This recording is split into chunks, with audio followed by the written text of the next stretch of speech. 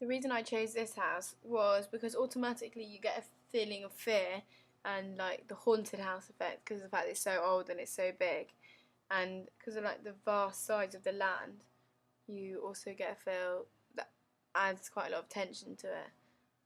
So it feels already quite spooky. Um, this wedding house is connected to the lake, which an idea was of someone sitting there in the dark, um, and kind of opening or something happening. But the shots in a way seemed more awkward and not. You didn't get the spooky feel so much when looking at the footage, when watching the footage back. Um, Although, again, in the dark, um, you get the feeling that it'd be a lot more spooky. Um, these shots I've got a lot throughout the trailer, um, kind of the unknown to the girl, to Charlotte, the main character. That either she's outside and she's being watched from inside from a window, or there's shots where she's outside and she's being watched, or where she's inside and she's being watched from outside. Um, and this shot especially happens when she's on the phone the second time to Abby. The forest came an idea of her running in the montage through the forest, either having the split from the river, but that was never really a certain idea, or having her run across the main field behind the tree and hiding behind the tree, and then maybe a zoom into the window again. Here is where Charlotte arrives in her car in the first scene, down the driveway, and pulls up where the red car is now.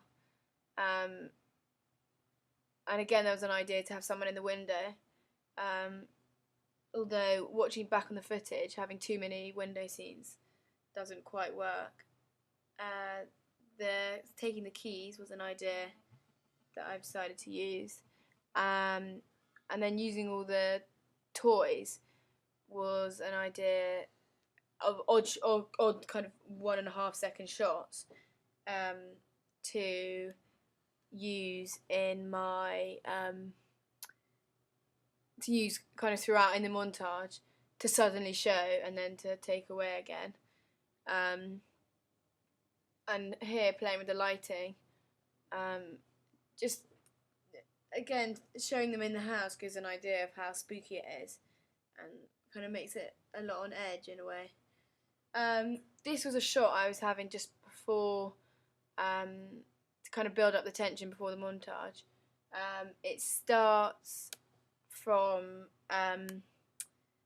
by watching her coming down the stairs and thinking there's something in the hallway, but actually, in fact, the man is standing under the stairs, where you suddenly zoom in and you see her standing. You see a man standing there.